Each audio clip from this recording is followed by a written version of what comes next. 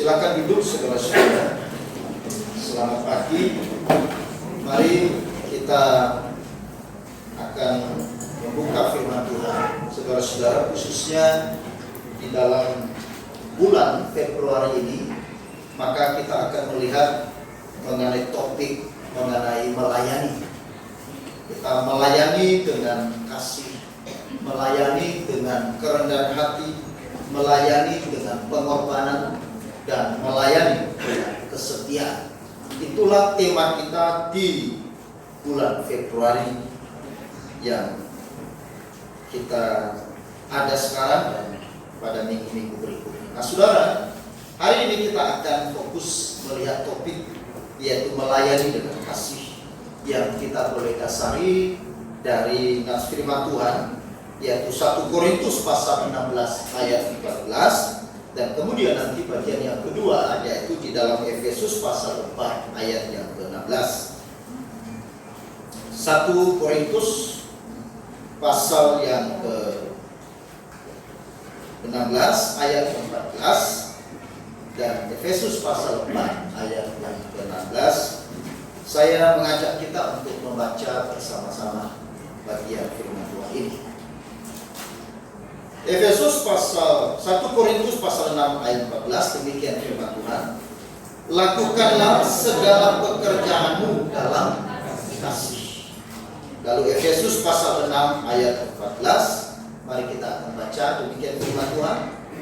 Daripadanya lah seluruh tubuh yang rapi tersusun dan diikat menjadi satu oleh pelayanan semua bagiannya, sesuai dengan kadar pekerjaan tiap-tiap anggota, menerima pertumbuhannya dan membangun dirinya dalam kasih.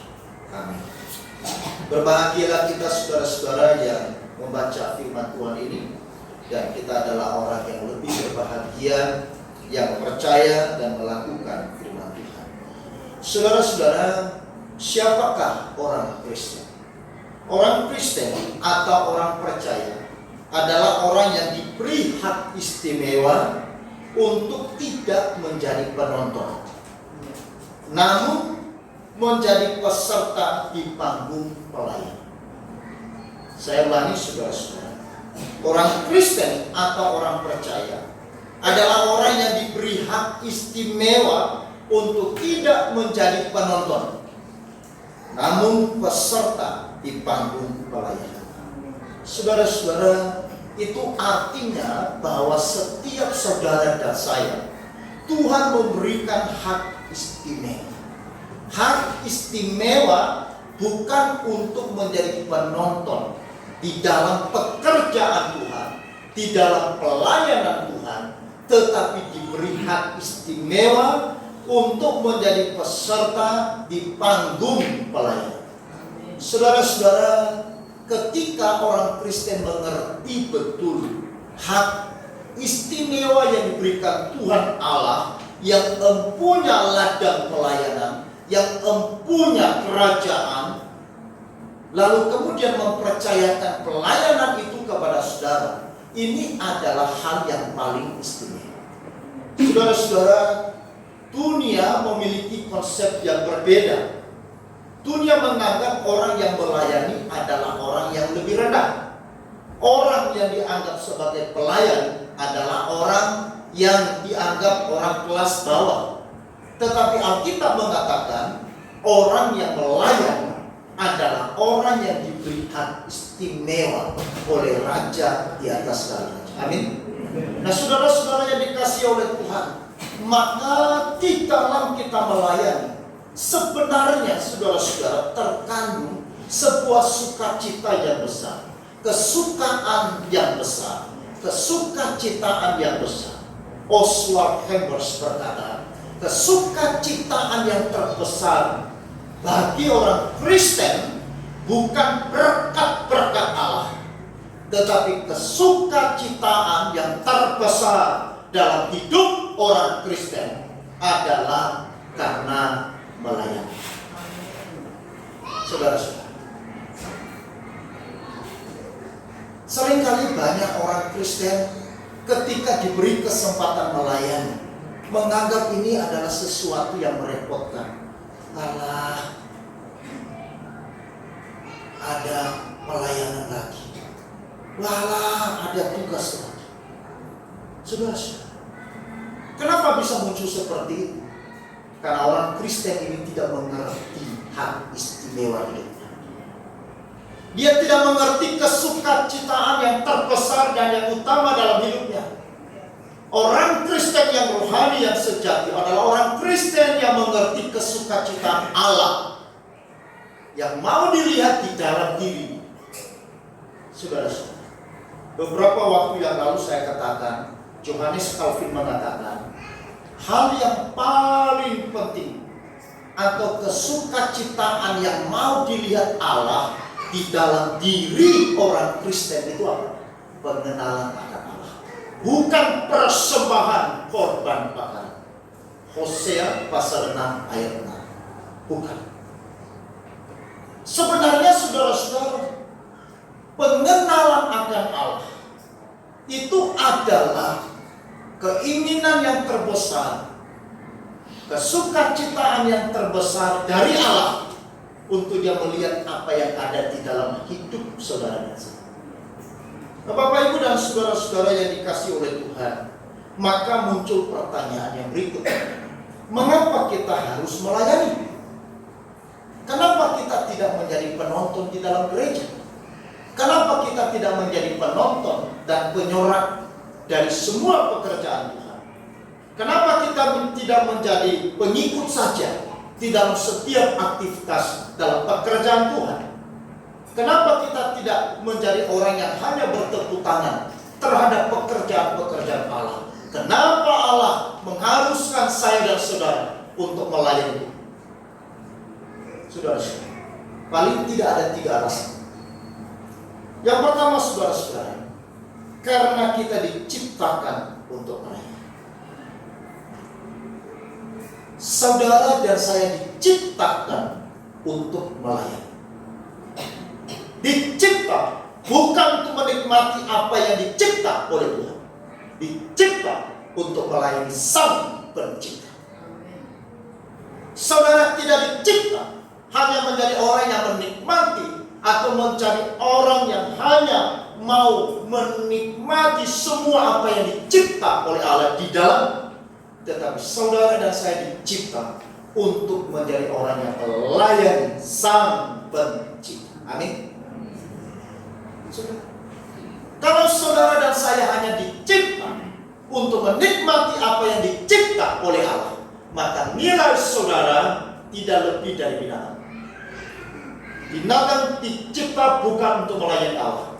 Binatang dicipta untuk menikmati apa yang dicipta oleh Allah. Saudara-saudara, sampai di sini mengerti? Orang Kristen mengerti? Apa mau jadi penonton? Saudara-saudara yang dikasihi oleh Tuhan, ini artinya kita ditempatkan Tuhan lahir dan ada di dunia ini dengan suatu tujuan yang khusus dan mulia, yaitu melakukan pelayanan.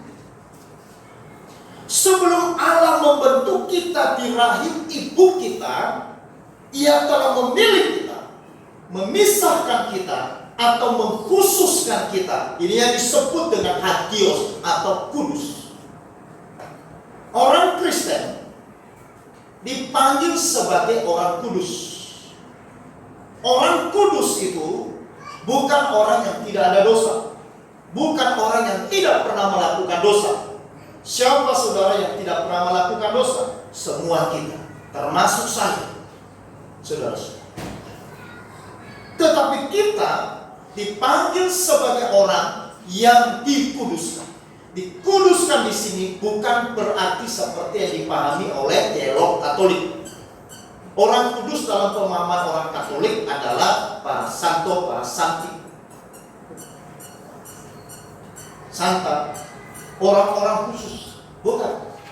Kalimat kudus di dalam Alkitab itu adalah dalam bahasa Yunani hagios. Hagios itu adalah orang yang dipisahkan, orang yang dikhususkan dikhususkan, orang yang dibedakan oleh Tuhan untuk melakukan sesuatu hal yang dikhususkan oleh Allah.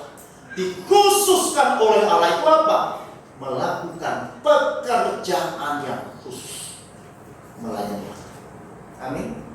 Saudara-saudara, jadi sebelum kita dibentuk di dalam rahim ibu kita, Allah sudah memilih kita dan memisahkan kita untuk melakukan pekerjaan yang khusus. Saudara-saudara, pekerjaan yang khusus, bukan pekerjaan biasa. Melayani bukan pekerjaan biasa. Melayani bukan pekerjaan yang saudara bisa samakan dengan pekerjaan yang sehari-hari saudara lakukan. Bukan. Melayani Tuhan adalah pekerjaan yang khusus, yang tidak semua orang bisa lakukan, hanya mereka yang dikhususkan. Melakukan pekerjaan pelayanan Tuhan tidak semua diperkenan oleh Allah. Makanya saudara-saudara, saya menolak keras teman-teman saya di gereja yang lain hanya untuk menyenangkan dan memuaskan jemaat di dalam supaya berjoget dan bernyanyi dengan bagus. Maka mereka menyewa para pemain musik dari bar, dari kafe, dari tempat-tempat hiburan malam. Karena mereka menganggap mereka harus profesional, main keyboard, main gitar, main dan sebagainya, sehingga dinyanyikan dengan luar biasa. Saudara-saudara, ini nggak benar. Ini tidak benar. Makanya saya katakan, kalau tidak ada pemusik, gereja yang akan menyanyi. Bisa? Kita menyanyi bukan bergantung pada musik, meskipun ada musik harus mengiring. Seandainya pun tidak, suara ini yang musik yang menyenangkan Allah. Amin. Suara yang menyenangkan hati Tuhan, suara yang mau didengarkan Tuhan, bukan suara gitar. Gitar, keyboard, bass hanya mengiring suara kata-kata kita memuji Tuhan. Yang mau didengarkan Tuhan adalah suara kita memuliakan. Makanya saudara-saudara, di dalam teologi pujian, suara musik tidak boleh melampaui suara manusia. Gereja-gereja yang lain, suara musik, suara drum mendominasi suara manusia, sehingga orang di dalam ibadah tidak lagi bersuara, dia hanya begini-begini saja. Bisa mengerti? Teologi ibadah, teologi eklesiologi, teologi pujian tidak mengajarkan itu. Suara manusia harus mendominasi di dalam ruang ibadah. Makanya saya sering ingatkan, kalau suara musik terlalu besar, turunkan. Tidak boleh mendominasi suara manusia. Suara manusia yang harus besar dari suara musik. Musik mengiring suara kita sehingga kita menyanyikan dengan enak. Amin. Saudara-saudara, tapi orang yang tidak mengerti teologi pujian, maka dia berpikir menyenangkan Tuhan itu seperti kita main di bar, seperti di kafe, ya bisa jungkir balik dan sebagainya, sampai histeris dan sebagainya. Saya tidak mengatakan saudara-saudara kita memuji Tuhan harus silakan, tetapi bukan di situ. Yang kedua, kita melayani Tuhan, harus melayani Tuhan, karena kita diselamatkan untuk melayani Tuhan. Amin. Kita diselamatkan untuk melayani Tuhan. Yesus menebus kita, menanggung segala dosa kita, dan menyelamatkan kita supaya kita dapat melakukan pekerjaannya yang kudus. Kenapa Yesus mau menebus saudara? Menanggung dosa kita yang besar ini. Orang yang bejat ini, orang yang hina ini, orang yang paling berdosa ini. Kenapa dia tanggung di atas kayu salib? Untuk kita melakukan pekerjaan kudus. Di dalam 2 Timotius pasal 1 ayat 9 saya bacakan demikian firman Tuhan. Dialah yang menyelamatkan kita dan memanggil kita dengan panggilan kudus, bukan berdasarkan maksud dan kasih karunia sendiri yang telah berdasarkan maksud dari kasih karunia yang telah dikaruniakan kepada kita dalam Kristus Yesus sebelum permulaan zaman. Saudara-saudara, ayat ini menjelaskan bahwa kita tidak diselamatkan oleh pelayanan, melainkan kita diselamatkan untuk pelayanan. Saudara-saudara perlu perhatikan baik. Saya ulangi, kita tidak diselamatkan oleh pelayanan, melainkan kita diselamatkan untuk pelayanan. Bisa mengerti? Ini dua hal yang berbeda. Kalau saudara berkata, saya harus melayani mati-matian siang dan malam supaya saya diselamatkan, itu tidak benar. Karena kita melayani bukan untuk kita diselamatkan, tetapi kita diselamatkan untuk melayani. Amin. Saudara-saudara, konsep orang dunia, konsep agama yang lain, kepercayaan yang lain, kita harus melayani, kita harus melakukan ini dan itu untuk kita diselamatkan. Tetapi iman kekristenan, di dalam firman Tuhan tadi dikatakan bahwa kita tidak diselamatkan oleh pelayanan, melainkan kita diselamatkan untuk pelayanan. Pelayanan yang kita umpan dan kita lakukan itu adalah respon kita terhadap keselamatan yang kita telah terima. Rasa syukur kita, kesukacitaan kita, kebahagiaan kita, karena kita orang yang berdosa, orang yang harusnya mati, orang yang harusnya binasa, tetapi diselamatkan oleh kasih karunia di dalam Yesus Kristus. Sehingga hidupmu yang diselamatkan ini untuk melayani. Jadi diselamatkan bukan hanya untuk menikmati berkat Allah, menikmati berkat surga, menikmati berkat hidup kekal dan keselamatan, tetapi juga untuk kita melayani. Maka kenapa saudara dan saya melayani? Karena kita adalah orang yang sudah diselamatkan. Saudara-saudara, Allah telah menyelamatkan kita dengan harga yang sangat mahal di kayu salib, dengan darahnya yang tercurah. Karena itu hendaklah kita melayani bukan karena rasa bersalah. Jangan melayani karena rasa bersalah. Jangan melayani karena rasa ketakutan. Dan juga bukan karena kewajiban. Saya ulangi, saudara. Jangan melayani karena rasa bersalah. Jangan melayani karena rasa ketakutan.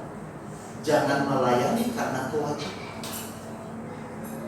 Tetapi melayani dengan rasa syukur dan kasih.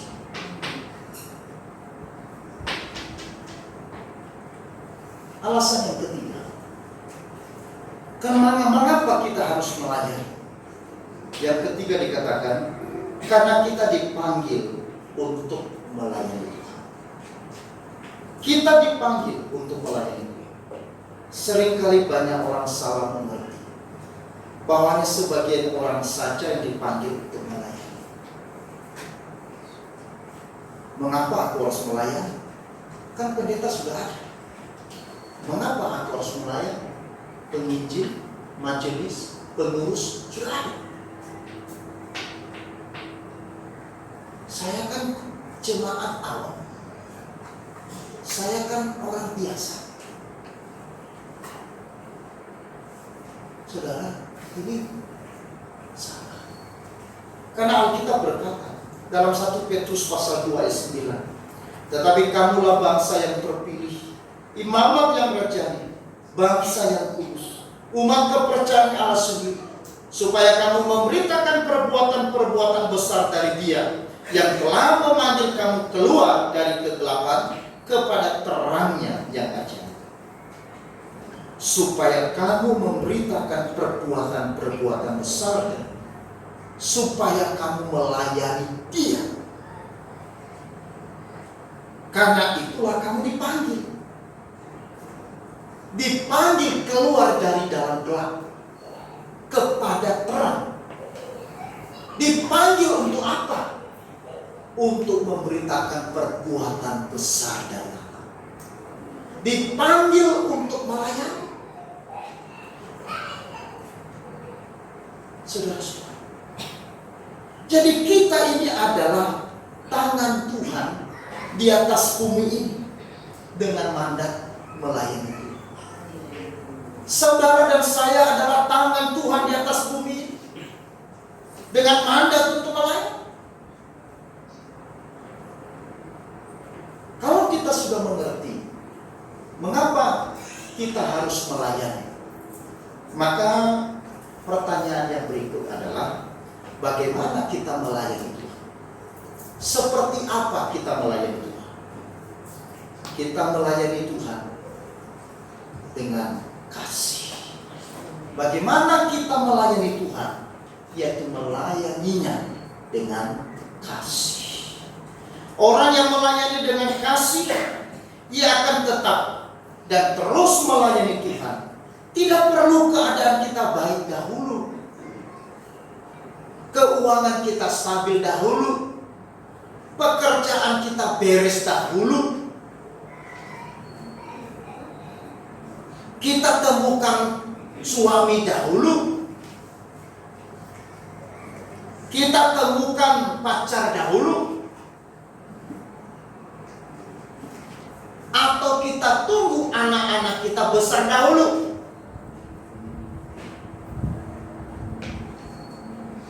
Anak-anak masih kecil-kecil, tunggu ya Pak ya, Tuhan tunggu ya, tunggu ini anak-anak besar-besar ya. Nanti kalau mereka sudah besar-besar, wow, aku akan giat dalam pekerjaan Tuhan. Tuhan bilang gombal. Nanti kalau anak-anakmu sudah besar, emangnya kamu gak repot? Anak-anaknya sudah besar, kemudian menikah, punya cucu. Tuhan tunggu dulu ya, ini cucu masih kecil. Usiamu udah uzur, gigi sudah tinggal 2. Lalu malaikat bilang, kapan lu melayani Tuhan? Tunggu Tuhan, gigi habis. Belum habis gigi udah dipanggil Tuhan.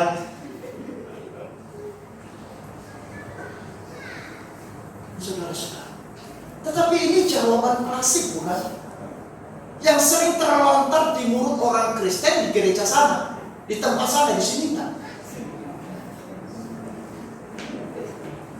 Aku masih repot, masih sibuk. Belum. Saudara-saudara, apakah itu melayani dengan kasih? Orang yang melayani dengan kasih, dia akan tetap dan terus melayani Tuhan. Tidak perlu keadaan kita baik atau tidak baik, keuangan kita stabil atau tidak stabil, pekerjaan kita lancar atau tidak lancar sekalipun, kesehatan kita pun baik ataupun tidak baik, kita tetap melayani. Pasti Tuhan memberikan kepada kita ruang untuk kita melayani.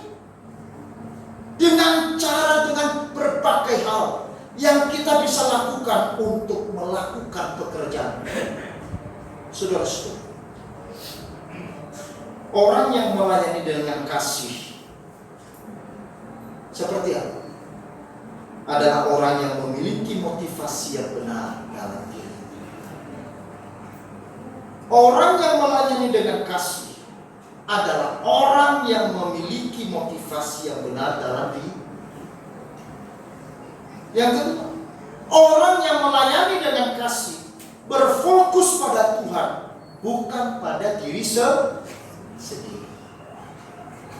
Saudara-saudara, di dalam kitab Wahyu, dalam surat Wahyu pasal 2 ayat 1 sampai dengan ayat yang ke-7. Saudara, di dalam kitab Wahyu pasal 2 itu kita melihat di sana Tuhan ya berfirman kepada 7 jemaat ya. Dan salah satu adalah jemaat di Efesus. Di dalam pasal 2 ayat 1 sampai dengan ayat yang ke-7. Saya coba bacakan. Tuliskanlah kepada malaikat jemaat di Efesus, inilah firman dari Dia yang memegang ketujuh bintang itu di tangan kanannya dan berjalan di antara ketujuh kaki Dia emas itu. Aku tahu segala pekerjaanmu, baik jeripayahmu maupun ketekunanmu. Aku tahu bahwa engkau tidak dapat sabar terhadap orang-orang jahat, bahwa engkau telah mencobai mereka dan menyebut dirinya rasul, tetapi yang sebenarnya tidak demikian, bahwa engkau telah mendapati mereka pendusta, dan engkau tetap sabar dan menderita oleh karena namaku, dan engkau tidak mengenal lelah. Namun demikian aku mencela engkau, karena engkau telah meninggalkan kasihmu yang semula. Saudara-saudara, Tuhan mencela jemaat di Efesus bukan karena mereka melakukan dosa penggelapan uang, bukan karena mereka telah melakukan dosa perzinahan, bukan karena mereka telah melakukan dosa pembunuhan atau dosa-dosa yang lain.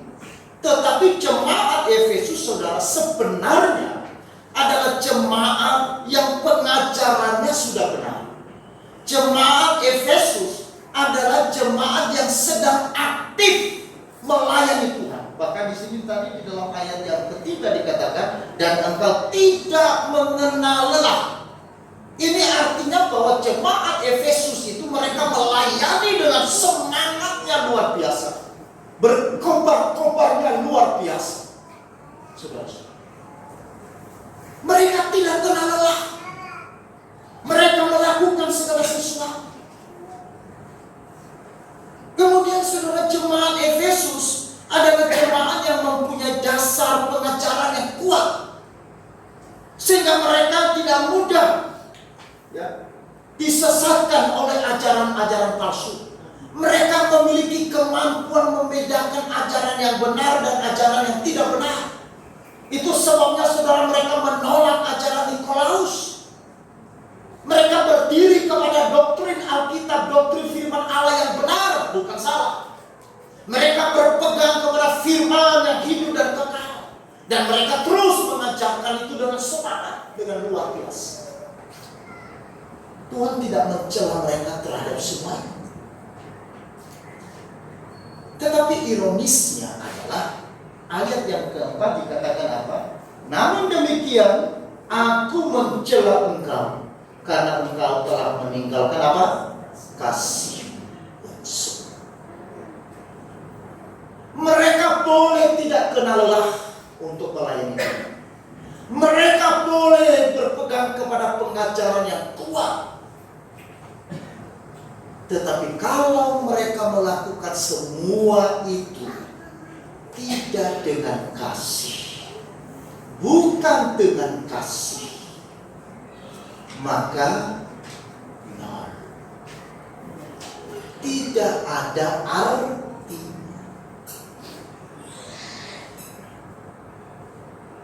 Kita harus melayani karena ada 3 alasan tadi. Karena kita dicipta untuk melayani, karena kita diselamatkan untuk melayani, dan karena kita dipanggil untuk melayani. Tetapi bagaimana kita harus membangun pelayanan? Harus membangun pelayanan kita dengan motivasi yang benar, dan tidak berfokus pada diri sendiri, tetapi berfokus kepada Tuhan.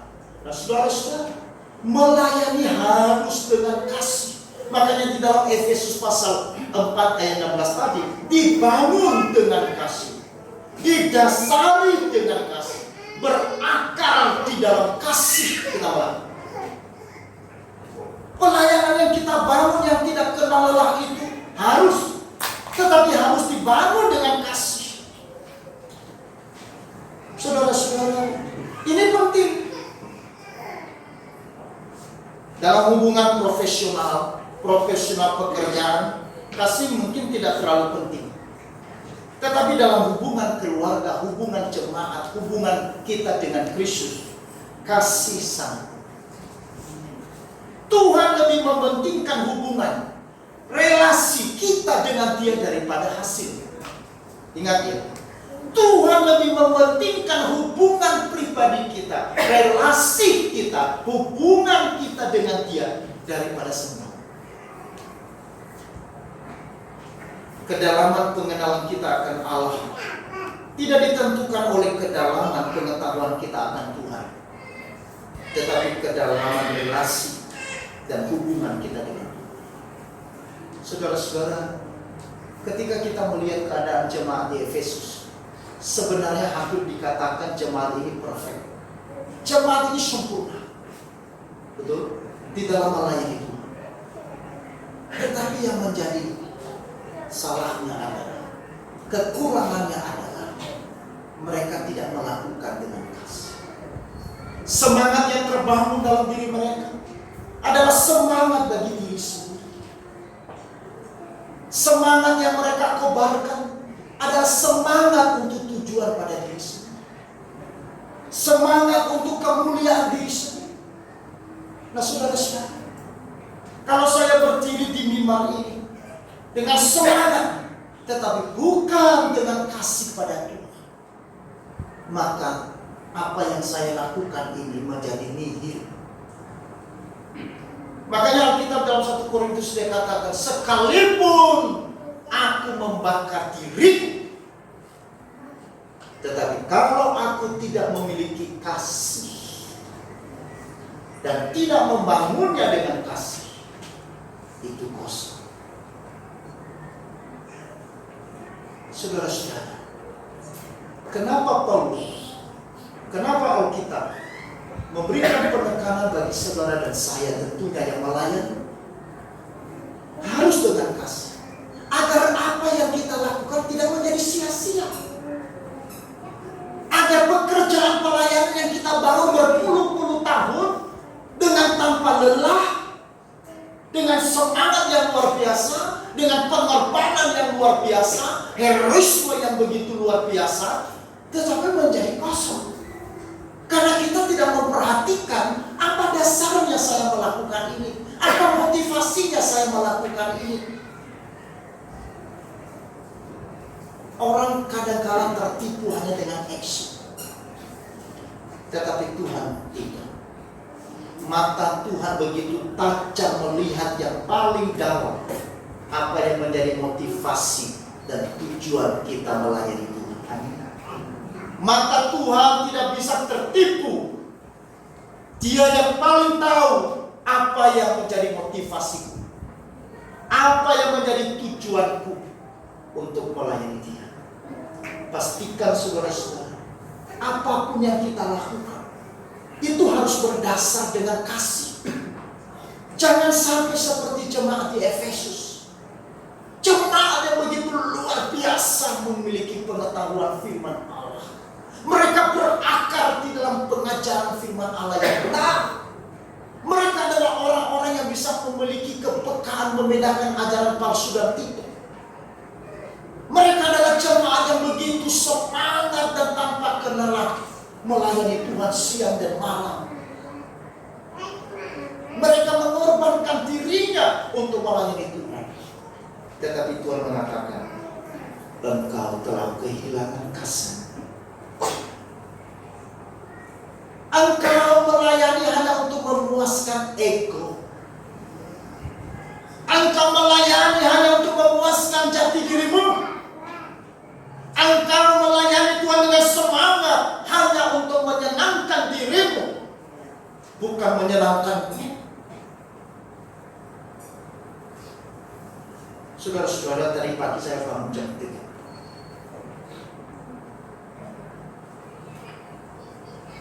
Saya juga tanya pada diri saya, Tuhan, jangan sampai 18 tahun aku memulai pelayanan, terlepas dari kekurangan kebobrokanku, tapi Tuhan, apakah aku melayani dengan tujuan dan motivasi yang benar? Apakah aku melayani dengan kasih kepada, atau pada tujuan dan motivasi yang lain?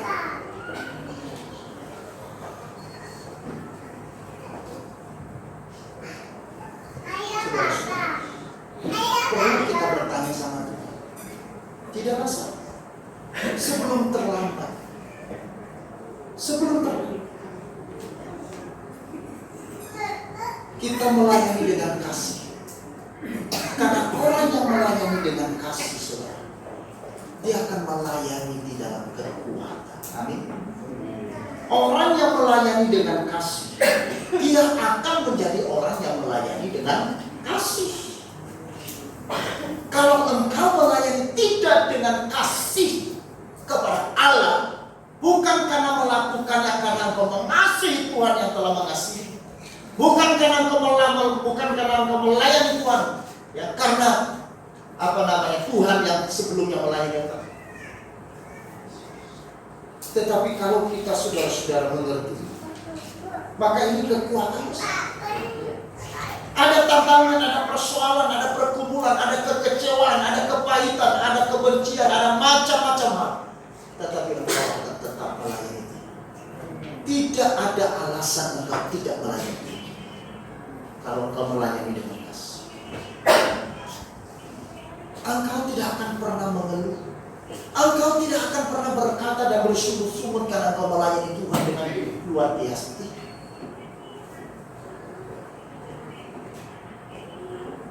Waktu Yakub melayani kepada pamannya Laban, 7 tahun dia melayani di rumah pamannya Laban.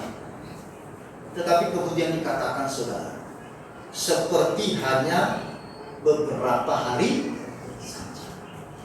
Yakub bekerja di rumah pamannya Laban siang dan malam. Dia bekerja dengan luar biasa. Tetapi bagi Yakub, dia melihat waktu itu hanya seperti beberapa hari saja. Dan Alkitab mencatat, kenapa? Karena cintanya. Cinta punya kekuatan yang besar. Kasih Paulus kepada Yesus yang membuat dia kuat.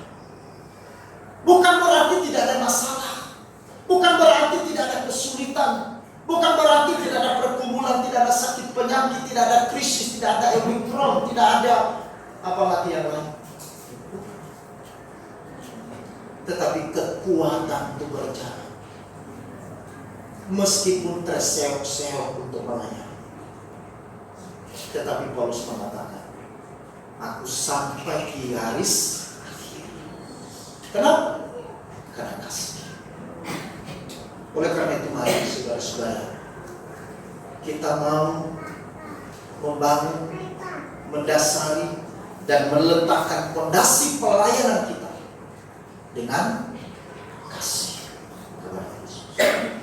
Kalau kita membangun pelayanan kita, apapun itu, baik di gereja, baik di rumah, baik di masyarakat, baik di sekolah, atau dimanapun, ketika kita membangun pelayanan yang dibangun di atas dasar kasih, maka saudara tidak akan pernah kecewa.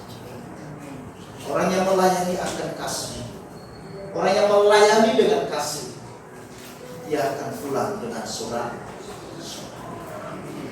Dia akan pulang dengan sukacita. Maukah melayani dengan kasih?